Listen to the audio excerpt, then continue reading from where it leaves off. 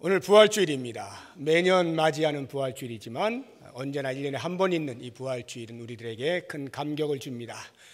먼저 우리 옆에 있는 분들을 바라보시면서 이렇게 한 번쯤은 인사를 나누어야 될 것 같습니다. 우리 찬양대에서 마지막에 할렐루야 할렐루야 이렇게 했는데 그건 자유롭게 하시고 할렐루야 예수님 부활하셨습니다. 옆에 분들하고 한번 인사하십시오.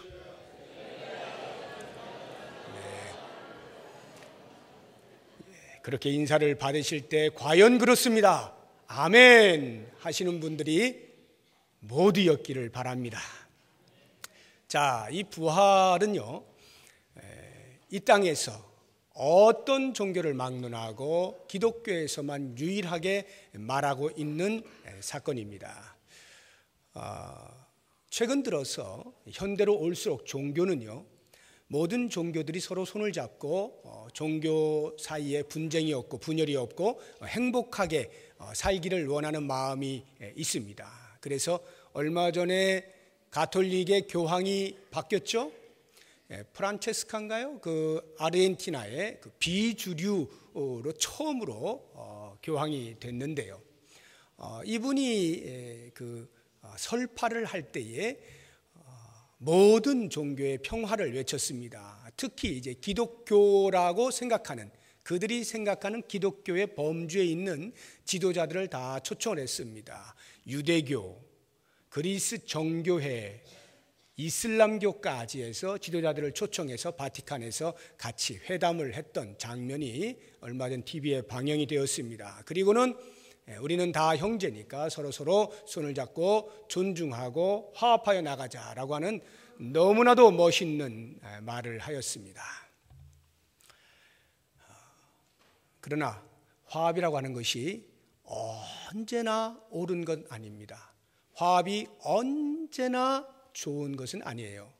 그럴 때가 있고 그렇지 말아야 할 때가 있습니다. 우리나라에도요, 종교 간에 화합하기 위해서 상당히 됐죠.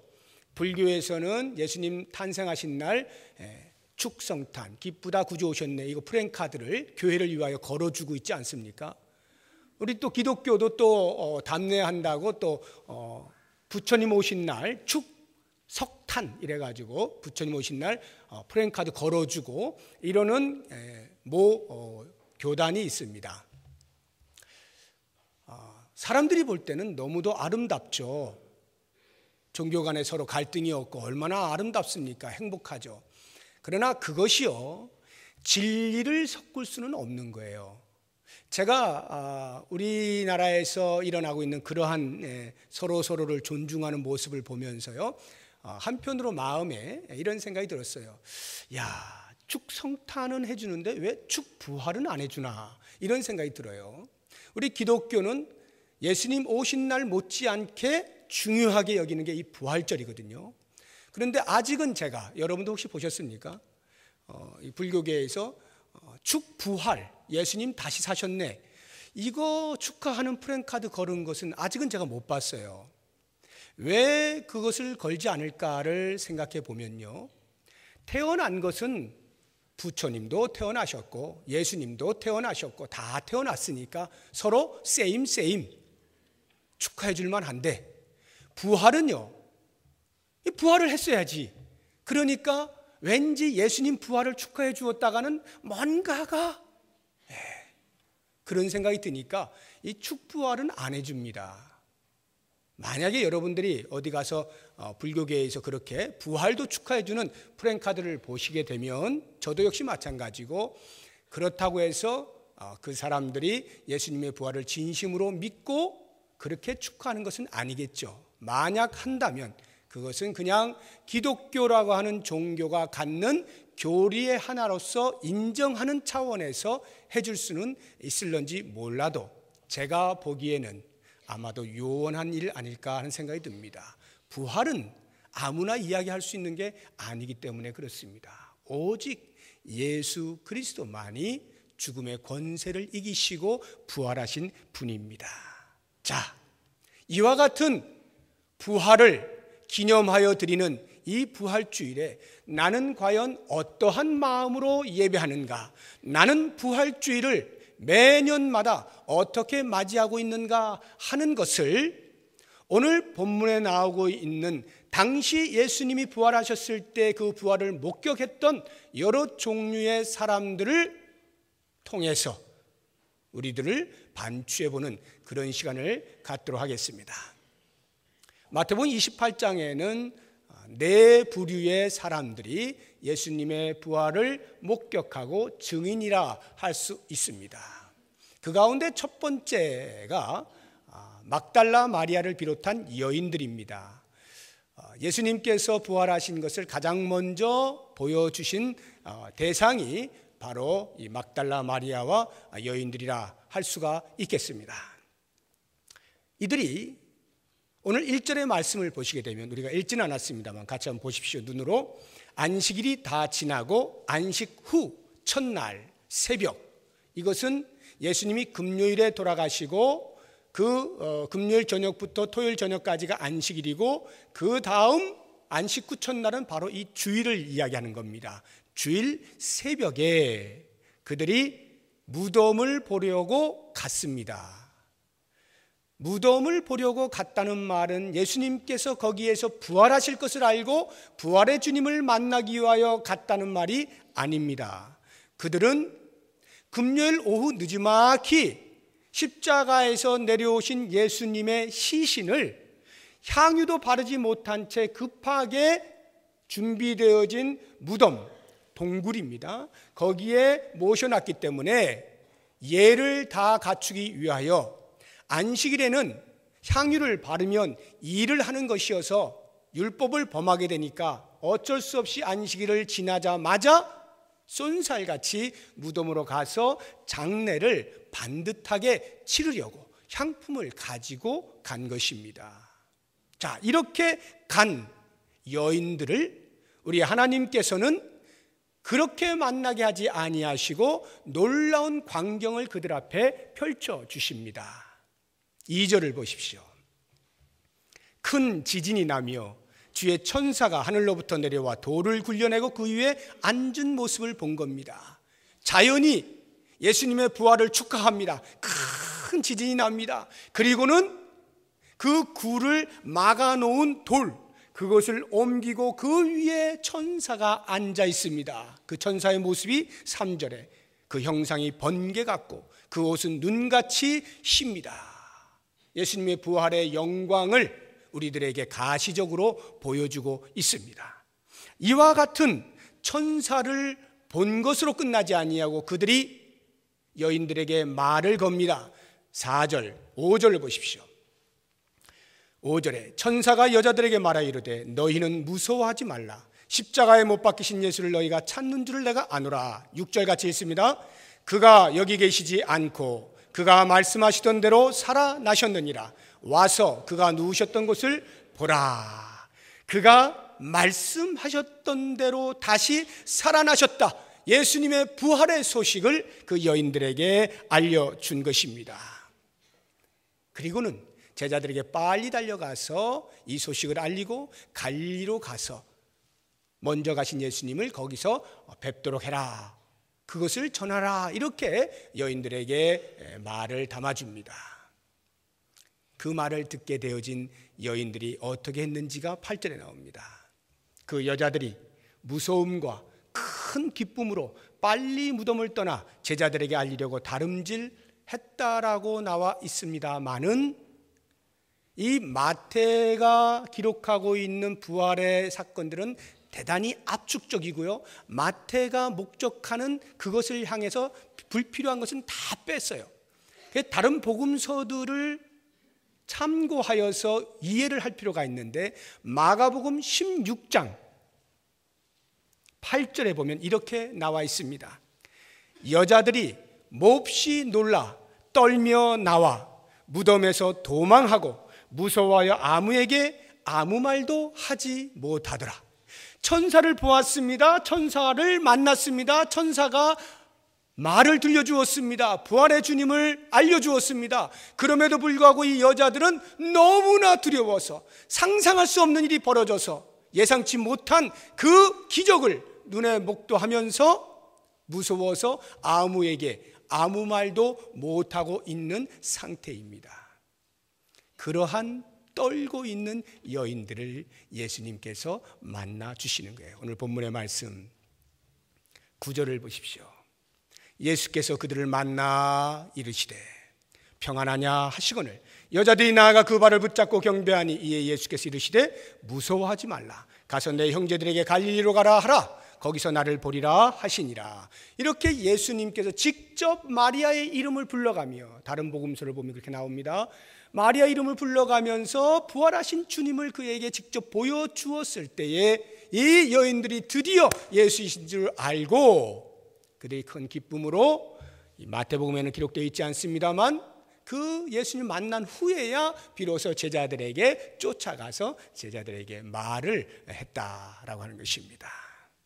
자, 우리가 이 여인들을 볼 때 가장 먼저 예수님의 부활을 목격한 사람들, 1차 증인들이에요. 그런데도 불구하고 이들이 천사의 말을 들었을 때에 그 말을 제대로 듣질 못합니다. 믿질 못해요. 분명히 무덤에 돌이 굴려져서 안에는 시신이 없어요. 빈 무덤이에요. 그리고는 천사가 놀라운 기적과 함께 나타나서 그와 같은 영광스러운 말을 해주었음에도 불구하고 그들의 마음 가운데는 믿을 수가 없는 거예요. 예수님을 만난 후에야, 예수님의 음성을 들은 후에야 그들은 비로소 그 부활의 주님을 전할 수 있었던 것입니다. 그 다음에 나오는 목격자를 보게 되면 지금까지 우리들은 대부분 이 사람에 대하여서는 거의 주목하지 않았습니다. 그 사람이 누군가 하면 경비병들입니다. 경비병들은 무덤을 지키고 있던 사람들입니다. 왜 경비병들이 무덤을 지키고 있었는지에 대한 것은 다른 복음서에서는 아무런 힌트를 주고 있지 않지만 오직 마태만이 우리에게 들려주고 있는데 27장 62절을 보십시오. 제가 빠른 속도로 읽어보겠습니다. 그 이튿날은 준비일 다음 날이라 대제사장들과 바리새인들이 함께 빌라도에게 모여 이르되 주여 저 속이던 자가 살아있을 때에 말하되 내가 사흘 후에 다시 살아나리라 한 것을 우리가 기억하노니 그러므로 명령하여 그 무덤을 사흘까지 굳게 지키게 하소서. 그의 제자들이 와서 시체를 도둑질하여 가고 백성에게 말하되 그가 죽은 자 가운데서 살아났다 하면 후에 속임이 전보다 더 클까 합니다 해서 빌라도에게 종교 지도자들이 간청하여서 파병 좀 해주세요 해가지고 빌라도의 재가를 받아가지고 그 군사들을 데리고 무덤에가 돌을 막아놓고 인봉을 하고 굳게 지키도록 명령을 한 것입니다. 그래서 그곳을 지킬 수밖에 없었던 이 경비병들, 이들도 여인들과 다름없이 똑같은 1차 증인들입니다. 1차 목격자들이에요.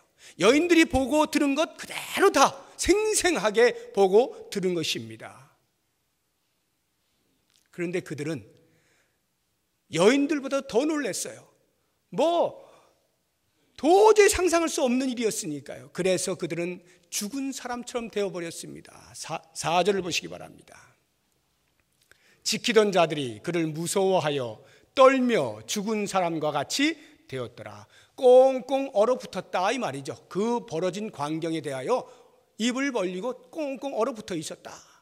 그러나 그렇다고 해서 그들이 보고 들은 것을 잊어먹지는 않았습니다. 다 기억하고 있는 거예요. 11절을 보세요. 여자들이 갈 때 경비병 중 몇이 성에 들어가 모든 된 일을 대제사장들에게 알리죠. 다 기억하고 있는 것입니다. 그렇게 해서 알립니다. 자, 분명히 여자들과 똑같이 1차 목격자로서 예수님의 부활의 현장에 있었던 이 경비병들이 대제사장들에게 가서, 종교 지도자들에게 가서 부활의 소식을 전했습니다. 일어난 일을 전했습니다. 그런데 그들이 뇌물을 주었습니다. 야, 제발 말 좀 하지 마. 그리고 우리가 하라는 대로 좀 해줘 하고 다른 말을 그들의 입에 넣어줍니다. 그런데 워낙 큰 돈을 준 거예요. 그러니까 이 경비병들이 그 돈값을 한다고 주머니에 돈이 차 있는 동안 계속해서 그들이 말하라고 하는 대로 제자들이 훔쳐갔습니다. 제자들이 우리가 졸고 있는 사이에 훔쳐갔습니다. 이렇게 거짓 증언을 하고 돌아다니게 된 것입니다. 그런데요, 자기들이 졸고 있는 사이에 훔쳐갔다라고 하면 어떻게 되겠어요? 빌라도 총독이 들었을 때 직무유기로 그냥 죽는 거예요. 그러니까 겁나가지고 그렇게 할 수도 없어요. 그러니 이 유대 종교 지도자들이 그들에게 안심을 시키는 겁니다. 빌라도는 내가 책임질게. 우리가 알아서 잘 해놓을 테니까 너는 아무 염려하지 말고 우리가 말하는 대로만 해 하고는 그 말을 믿고 뇌물을 얻어서 그만 거짓 증언을 하고 돌아다니게 된 거죠. 자, 이 경비병들을 한번 생각해 보세요. 우리의 시야에는 잘 들어오지 않는 사람들입니다. 그러나 예수님의 부활의 현장에 가장 가까이에 있었던 사람들입니다. 그런데 그들이 그 부활의 영광을 증거하며 살 수 있는 복이 있었음에도 불구하고 눈앞에 보이는 그 돈이 얼마나 좋은지 돈 때문에 거짓말을 하고 돌아다니는 겁니다. 부활의 주님을 목격해도 다 믿는 게 아니에요. 그 현장에 있었다 할지라도 다 믿는 게 아니에요. 때로는 일시적 이 세상에서 나에게 주는 편리함을 위하여 영원한 구원의 복을 놓치고 내팽개치는 그러한 사람들도 있다는 것을 우리에게 보여주고 있는 거예요. 세 번째로 그 부활의 현장에 있었던 사람들은 다름 아닌 유대 종교 지도자들입니다. 이 경비병들로부터 모든 되어진 일을 다 들었습니다. 빠짐없이 들었죠. 그런데요, 이 사람들도 역시 엉뚱한 생각을 하는 거죠. 이들이 경비병을 세울 때부터 우리가 한번 생각을 해보면요, 얼마나 가증스러운지를 알게 됩니다. 이들이 경비병을 세우기 위하여 빌라도를 찾아간 날은 예수님이 돌아가시고 하루가 지난 안식일이었습니다. 안식일이 시작된 그때에 빌라도를 찾아가서 빌라도에게 간청을 하는 거예요. 군인 좀 파병해 주세요. 그 허락을 받고 그 파병해 준 군대를 데리고 무덤에 가서 무덤에 돌을 막아놓고 거기에다가 이 돌과 그 문이죠. 문과 그 동굴 그 무덤을 같이 밧줄로 묶습니다. 그리고는 그 밧줄 한 곳에다가 도장을 찍어요. 이게 인봉인데 그렇게 하면 누가 건드렸는지 안 건드렸는지 조금만 움직여도 금방 표시가 나지 않습니까? 그래서 아무도 건드리지 못하도록 인봉까지 하고 파수꾼을 세우는 거예요. 경비병을 세워가지고 꼼짝없이 그대로 있게 만듭니다. 이유가 뭡니까? 이미 우리가 앞에서 읽은 대로 예수의 제자들이 혹시 와서 훔쳐간 다음에 예수님이 부활하셨다라고 말을 하게 되면 백성들이 더 혼란에 빠질 것이다. 그 사기에 빠져가지고 더 크게 혼란스러울 것이니까 이렇게 경비병을 세워서 지킵시다 라고 말을 한 거죠. 그러나 그 말은 사실은 더 본질적인 것에 우리가 찾을 수 있어야 돼요. 그건 표면으로 드러난 이유입니다. 원래 그들이 갖고 있는 이유, 목적은요, 그들이 예수님께서 제자들에게 살아생전에 내가 십자가에 못 박힌 후에 3일 만에 다시 살아날 거야 라고 하는 말씀을 수차례 한 것을 소문으로 다 들은 겁니다. 그러니까 그게 겁나가지고 제자들이 혹시 시체 훔쳐가고 부활하셨다라고 할까 두려워서 세웠다는 거 아니에요? 그럴 때 이들이 임봉을 하는 이유는 그래서 꼼짝없이 그대로 무덤이 그대로 보존되었다라고 할 때 3일이 지나고 나면 어떻게 되겠습니까? 그가 그렇게 말했던 그 모든 것들은 다 유언비어였다. 그가 말한 것은 전부 다 허풍이었다. 다 사기야 라고 하는 것을 만천하에 증명하는 것을 목적하는 거예요. 그래서 더 이상은 백성들이 그 예수 공동체라고 하는 젊은 청년을 따라다니던 그 모든 것들을 다 내려놓고 이제는 다시 자기들이 장악했던 그 유대 공동체를 공고히 하겠다라고 하는 목적을 가지고 임봉까지 하고 파수꾼까지, 경비병까지 세워두게 된 것이죠. 자, 그러나 어떻습니까? 그들이 그렇게 수고하고 노력한 모든 것, 그 모든 것을 이기시고 예수님은 부활하시지 않습니까? 사람들이 막고자 하는 것 어림도 없는 거예요. 예수님의 부활을 막을 수 있는 것은 아무것도 없는 것입니다. 우리 예수님은 호련히 부활을 하셨습니다. 마치 그들의 모든 행위가 얼마나 어리석은가를 보여주시는 듯이 그렇게 부활을 하신 것입니다. 자, 그렇다고 하면 그렇게 부활의 소식을 경비병들로부터 들었을 때 이 유대 종교 지도자들은 과연 어떠한 태도를 가졌는가? 그것을 은폐하기 위하여 그들에게 많은 돈을 주고 뇌물로서 입을 막습니다. 그리고는 제자들이 훔쳐갔다고 하라. 그들이 염려했던 그대로 되어진 것처럼 꾸미는 거예요. 그래서 실제로 오늘날까지도 유대 사회에는요, 예수님의 부활에 대하여 반박하는 많은 설들이 나돌고 있는데 그 가운데 하나가 바로 이 시체 도적설이에요. 시체 도굴설. 시체를 훔쳐갔다 제자들이 이와 같은 것으로 예수님의 부활을 반박하는 그런 유대 사회에 많은 이야기들이 떠돌고 있는 것, 바로 그것에 대한 유래가 여기에서부터 나온 것입니다. 저는 생각해 보는 거예요. 여러분 한번 생각해 보세요. 만약에 가정을 하는 겁니다.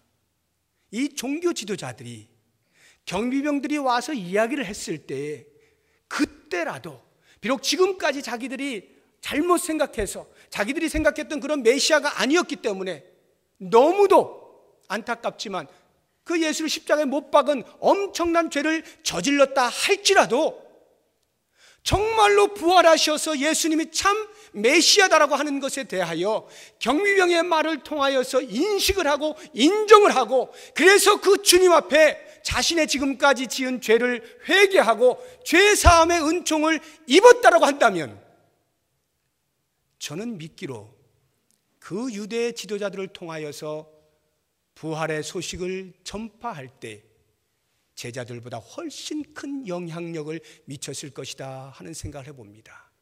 왜요? 그 원수 같은 그렇게 큰 잘못을 저지른 사람도 부활의 주님의 은혜 안에서 용서함을 받고 이제는 그분을 위하여 목숨을 걸고 부활의 주님을 증거하는 마치 사도 바울 같은 그런 삶을 산다라고 할 때 그 효과라고 하는 것이 과연 어떠하겠는가라고 하는 것 상상이 가지 않는 것입니다. 그런데 너무나도 안타깝게 이들은 계속해서 자기들의 체면을 위하여 자기들이 한 일과 자기들이 말한 것으로 인하여 그것을 지켜내기 위해서 또 다른 거짓말을 만들어내고 또다시 은폐하고 영원의 소망을 다 쥐어놓고도 놓치고 오히려 의도적으로 더 나쁜 쪽으로 나아가고 있는 이러한 모습을 볼 때 오늘날에도 복음의 소식, 부활의 놀라운 소식을 듣는 사람들 가운데는 여전히 마음속에 그것을 무시하거나 오히려 역행하면서 핍박을 하고 안티 크리스찬이 되어서 그렇게 하나님의 그 부활의 영광에서부터 멀어져 가는 사람들이 있는 것을 볼 때 얼마나 마음이 안타까운지 모릅니다. 이제 우리가 마지막 네 번째로 보게 되어질 또 다른 부활의 목격자인 제자들을 한번 생각해 봤으면 좋겠습니다. 제자들을 빼놓을 수가 없죠. 이 제자들은요, 예수님의 부활을 여러 차례 목도했습니다. 부활하신 주님을 많이 만났어요. 이 마태복음에는 거의 나오지 않습니다만 다른 복음서를 중심으로 해서 제가 간략간략하게 크게 굵직한 것만 몇 가지 순서로 한번 말씀을 드려보겠습니다. 예수님의 부활 당시 이렇게 됩니다. 여인들이 가장 먼저 향품을 들고 찾아가요. 그런데 무덤 문이 굴려져 있는 거예요. 깜짝 놀랐습니다. 그래서 이 여인들이 달려갔습니다. 제자들에게. 그때에 베드로와 요한이 있었어요. 베드로와 요한이 그 소리를 듣고 같이 달려갔습니다. 불이 났게 달려갔습니다. 요한이 먼저 도착했지만 요한은 들어가지 않아요. 베드로가 나중에 도착해서 허겁지겁 굴 속에 들어갑니다. 보니까 안 계신 거예요. 세마포만 예쁘게 개켜 있어요. 그 후에야 요한도 같이 따라 들어가서 확인을 합니다.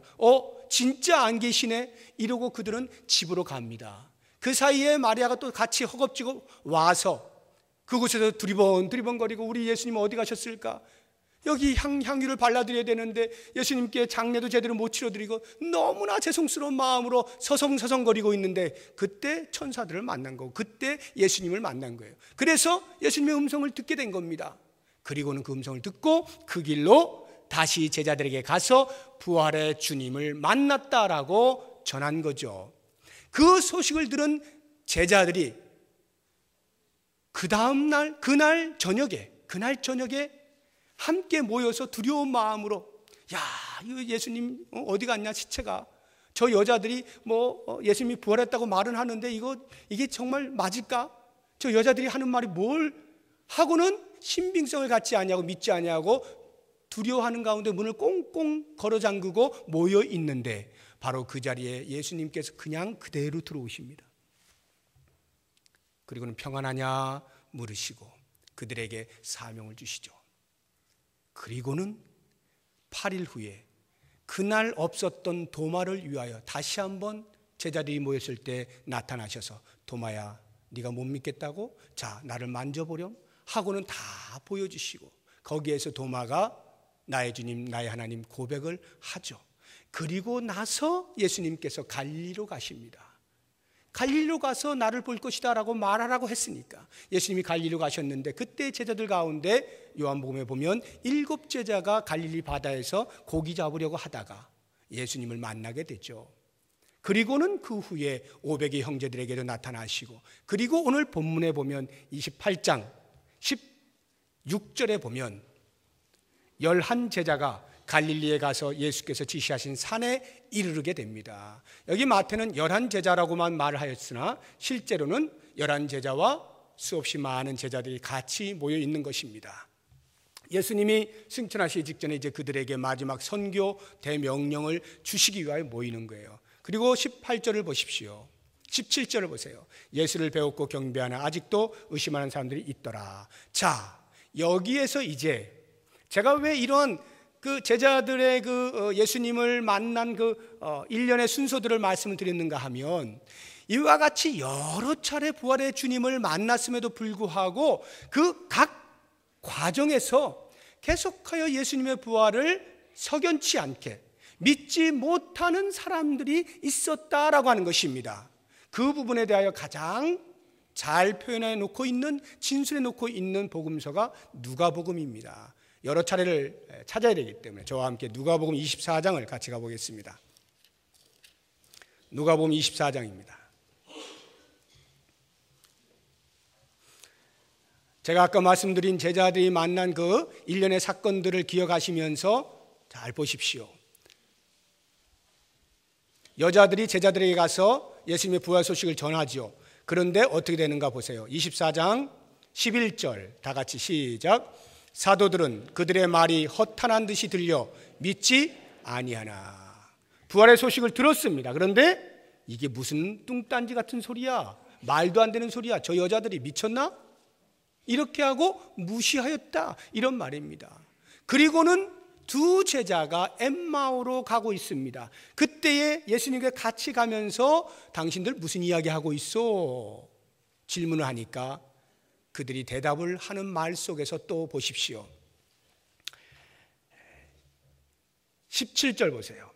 예수께서 이르시되 너희가 길 가면서 서로 주고받고 하는 이야기가 무엇이냐 하시니 두 사람이 슬픈 빛을 띠고 머물러 서요. 슬픈 빛을 떴다는 걸 잘 기억하세요. 그리고 그 다음 보세요. 그 한 사람인 글로벌 하는 자가 대답하여 이르되 당신이 예루살렘에 체류하면서도 요즘 거기서 된 일을 혼자만 알지 못하느냐? 이르시되 무슨 일이냐? 이르되 나사렛 예수의 일이니 그는 하나님과 모든 백성 앞에서 말과 일에 능하신 선지자이거늘 우리 대제장들과 관리들이 사형 판결에 넘겨주어 십자가에 못 박았느니라. 우리는 이 사람이 이스라엘을 속량할 자라고 바랐노라. 이뿐 아니라 이 일이 일어난 지가 사흘째요. 또한 우리 중에 어떤 여자들이 우리로 놀라게 하였으니 이는 그들이 새벽에 무덤에 갔다가 그의 시체는 보지 못하고 와서 그가 살아나셨다 하는 천사들의 나타남을 보았다 함이라. 이게 무슨 말이에요 지금? 어이없다 이 말이에요. 어이없다. 드디어 예수님을 사모하다 못해 여인들은 지금 미쳐가고 있어. 지금 우리 예수 공동체가 완전히 와해되고 있어. 우리들도 지금 더 이상 희망이 없어서 그냥 고향 가고 있는 것이요. 이런 이야기예요. 그러니까 예수님이 뭐라 그래요? 25절에 미련하고 선지자들이 말한 모든 것을 마음에 더디 믿는 자들이요. 분명히 여인들의 말을 들은 이 제자들이 믿지 아니하고 그냥 자기 갈 길 가고 있다, 이 말이죠. 거기에다가 주일 저녁에, 그 주일 저녁에 제자들이 모여 있을 때 예수님이 나타나셨다 그랬죠? 문을 꽁꽁 걸어 잠고 있을 때 나타나셨다 그랬죠? 그때 어떻게 되는가 보십시오. 36절입니다. 이 말을 할 때 예수께서 친히 그들 가운데 서서 이르시되 너희에게 평강이 있을지어다 하시니 그들이 놀라고 무서워하여 그 보는 것을 영으로 생각하는지라. 문도 안 열어줬는데 들어오셨으니까 영으로 생각하는 겁니다. 그때 예수님이 말씀하셔요. 어찌하여 두려워하며 어찌하여 마음에 의심이 일어나느냐. 내 손과 발을 보고 나인 줄 알라. 또 나를 만져보라. 영은 살과 뼈가 없으되 너희 보는 바와 같이 나는 있느니라 하시고 그들에게 손과 발을 보이셔요. 그런데 그 다음 어떻게 되는 거 보세요. 41절 다 같이 시작. 그들이 너무 기쁨으로 아직도 믿지 못하고 놀랍게 여길 때에 뭐라고요? 아직도 믿지 못하고, 부활하신 주님이 그들 앞에 나타나 있음에도 불구하고 아직도 믿지 못하고 있는 것입니다. 그리고 8일 후에 도마를 만나 주시잖아요. 도마도 어떻습니까? 내가 내 눈으로 확인하기 전엔 절대 못 믿어. 그래서 예수님이 나타나셔서 보여주시는 거 아니에요? 제자들은 믿지를 못하고 있는 것입니다. 요한복음 20장에 보면 갈릴리에서 7 제자들에게 나타나실 때도 보면 그 제자들이 부활하신 예수님을 만난 사람답지가 못해요. 뿐만 아니라 오늘 우리 마태복음 28장 이 본문의 말씀 17절에도 보면 마지막 예수님이 승천하기 직전에 선교에 대해 명령을 주시려고 모여든 그 제자들 가운데에도 예수를 배웠고 경배하나 아직도 의심하는 사람들이 있는 것입니다. 여러분, 이게 제자들이었어요. 제자들은 예수님을 목도했어요. 부활의 주님을 목도했어요. 그럼에도 불구하고 여전히 마음 가운데 이런저런 의심과 확신을 갖지 못하는 모습들을 보여주고 있는 거예요. 이게 왜 이럴까요? 한번 생각해 보세요. 왜 이런 일이 벌어졌을까요? 저는 믿기로 예수님의 부활이란 봐서 믿어지는 게 아니다는 거예요. 본다고 해서 내가 봤으니까 이제 나 믿을 수 있어. 이게 아니에요. 왜?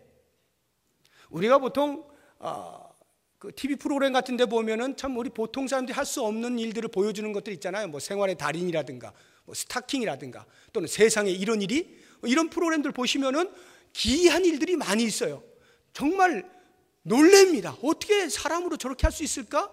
그런데 여러분, 그런 것하고는 도저히 비교도 되지 않는, 상상할 수 없고 불가능하다라고 도장을 찍을 수밖에 없는 사건이 그대 눈앞에 펼쳐진 거예요. 예수님의 부활이란 정상적인 이성을 가진 사람이 납득할 수 있는 사건이 아닙니다. 죽은 사람이 어떻게 다시 살아납니까? 있을 수가 없는 거예요. 제자들이 부활하신 예수님을 내가 부활할 거야 라고 하는 말씀을 몇 차례나 들었고 실제로 다시 부활하셔서 나타나셨음에도 불구하고 그 예수님을 믿지 못하는 것은 그만큼 예수님의 부활은 그냥 내가 믿겠다라고 해서 믿어질 수 있는 게 아니다 라고 하는 것을 우리에게 알려주는 거예요. 그러면 과연 그 부활의 주님은 어떻게 받아들여집니까? 오직 은혜예요. 오직 은혜로만. 그래서 경비병은 부활하신 주님의 사건을 목도했음에도 불구하고 돈 앞에 그것을 내팽개치는 겁니다. 그래서 유대 종교 지도자들은 부활하신 주님의 소식을 들었음에도 불구하고 자기들의 체면 때문에 그 영광스러움을 버리는 겁니다. 본다고 다 믿는 게 아니에요. 그런 차원에서 여인들과 제자들은 참으로 은혜를 받은 자들이죠. 그렇게 볼 때 21세기를 살아가고 있는 우리들은 어떻습니까? 여러분들 가운데 부활하신 주님을 만난 분 계십니까? 직접 눈으로 뵌 분 계셔요? 아무도 없습니다. 아무도 없어요. 그럼에도 불구하고 우리가 하나님의 말씀을 통하여 부활의 주님을 믿는다고 고백하지 않습니까? 나를 위하여 십자가에 못 박혀 죽으신 주님께서 3일 만에 다시 부활하신 이 놀라운 사건을 그대로 믿음으로 받아들이고 있지 않습니까? 이게 내가 결심해서 되는 게 아니에요.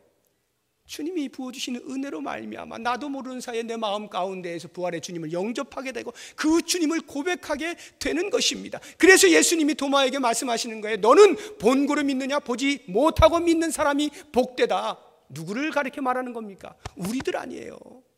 우리들이잖아요. 우리는 예수님을 본 적이 없어요. 그런데도 믿어지는 거예요. 이게 놀라운 거예요. 이게 복이라는 거예요. 그러니 우리는 부활의 주님을 나의 구세주라고 고백하는 그 자체가 더 이상의 다른 은혜가 필요 없을 만큼 강력하고 충분한 은혜인 것을 알아야 합니다. 바로 이와 같은 은혜를 입은 사람들에게 예수님께서 마지막 명령을 내리십니다. 우리가 부활의 주님을 만났습니까? 우리가 부활의 주님을 고백하고 있습니까? 그렇다면 이 예수님의 명령 앞으로 나와야 돼요. 예수님께서 그 의심 많고 믿지 못하고 있는 제자들을 향하여 뭐라고 말씀하시는가? 오늘 본문의 말씀을 보십시오. 10절입니다. 말의 입에 담아주시는 거예요. 이에 예수께서 이르시되 무서워하지 말라. 가서 내 형제들에게 갈릴리로 가라 하라. 거기서 나를 보리라 하시니라. 자, 그 제자들을 뭐라고 부르고 있습니까? 내 형제들에게. 예수님께서 제가 지금 설명드린 대로 제자들은 부활의 주님을 만나고도 제대로 믿지 못할 만큼 형편없는 그러한 사람들이에요. 그런데도 불구하고 그들을 향하여 예수님은 형제라 부르고 있어요. 왜? 어차피 그들이 마음 먹어서 예수님 모실 수 있는 게 아니거든요. 오직 주님의 베푸신 은혜로 말미암아서만 가능한 것이기에 지금은 비록 그들이 연약한 상태로 다 받아들이지 못하고 있다 할지라도 마침내 그들은 부활의 주님을 영접하고 맞이하고 그분을 위하여 목숨을 걸 것임을 예수님은 아셨기 때문에 그들을 향하여 형제라 부르는 거예요. 그리고는 그들에게 마지막 승천하시기 전에 명령을 내리신 것이 너희는 온 천에 다니면서 이 복음을 전하렴. 아버지 아들과 성령의 이름으로 세례를 주고 내가 너희에게 가르쳐 분부한 모든 것을 지키게 하도록 해라. 부활의 주님을 증거해라. 증인의 삶을 살아라. 이렇게 부탁을 하는 거예요.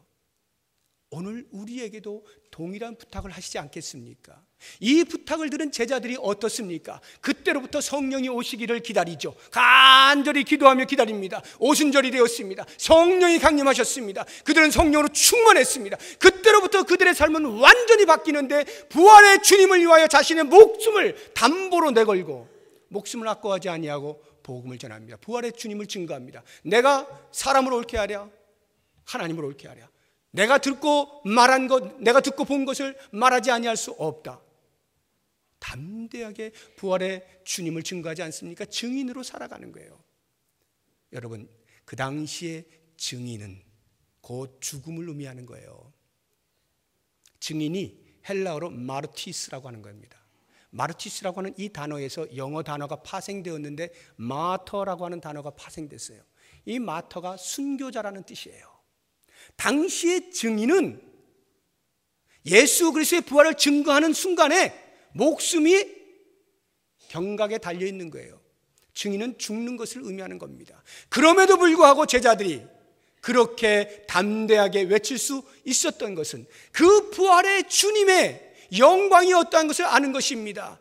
비록 그 부활의 영광이라고 하는 것이 눈에 보이는 가시적으로 모든 사람들이 우러러보고 모든 사람들에게 존경을 받을 만한 그런 자리에 있는 것은 아니라 할지라도 오히려 그 반대로 자기의 목숨을 내어놓고 죽을지도 모르는 그런 상황 가운데 복음을 증거해야 되는 그러한 삶이라 할지라도 그 부활의 주님을 따라갈 때에 영광스러움이 영원토록 자기들의 앞길에 있는 것을 알았기 때문에 그들은 기꺼이 목숨을 던져가면서도 그 부활의 증인으로의 삶을 산 거예요. 오늘 우리들에게 이 부활의 아침을 맞이하면서 주님께서 우리들에게 내 앞으로 나오라 말씀을 하신다면 과연 우리는 어떻게 할 것입니까? 피할 겁니까? 도망갈 겁니까? 외면할 것입니까? 아니요. 정말로 내 마음 가운데 부활의 주님을 온전히 나의 구세주라고 고백한다면, 그 부활의 주님을 믿는다면 나와야죠. 주님께서 우리에게 요청하실 때 내 증인이 되어다오 요청하실 때 알겠습니다. 주님, 제가 그 삶을 살겠습니다. 그리고 일부러 우리가 죽는 자리에 가지는 않는다 할지라도 우리의 삶의 현장에서 마치 죽는 것과 같은 내 자존심이 상하거나 내 체면이 깎이거나 무시당하는 일들이 있다 할지라도 그것이 부활의 주님을 증거하는 일이라고 한다면 기꺼이 그 현장을 지켜내는 것, 이와 같은 순교자의 정신으로 사는 것, 이것이 증인 아니겠습니까? 이것이 부활의 영광을 동참하는 자들 아니겠습니까? 사랑하는 성도 여러분, 2013년 부활주일입니다. 우리는 기쁨으로 감사하며 예배를 드리고 있으나 이제 문 밖을 나가면 우리의 삶의 현장이 우리를 기다립니다. 거기에서 모쪼록 원하기는 그 부활의 주님으로 인하여서 더 이상의 큰 은혜를 얻을 것이 없는 자의 자부심과 감격으로 주님을 온전히 증거하며 하나님 나라 이루어가는 일에 일조하는 우리 모든 부활의 신앙인들 되시기를 주의 이름으로 축복합니다. 기도하겠습니다. 하나님, 고맙습니다. 우리를 위하여 부활의 첫 열매가 되어주시니 감사합니다. 이 영광스러움에 동참할 때 주님이 때로는 우리들에게 순교의 정신을 요청하시면 우리가 외면하거나 피하거나 도망가지 않게 하여 주시고 기꺼이 저 영광스러운 영원한 하늘나라를 바라보며 이 땅에서 주의 나라를 위하여 증인으로 살아갈 수 있는 복을 허락하여 주시옵소서. 2013년 이 부활주의를 맞이하며 우리의 남아있는 생애 가운데 다시 한번 주의 제자로 증인의 삶을 살기로 다짐할 수 있는 복을 허락하여 주시옵소서. 예수님의 이름으로 기도드립니다. 아멘.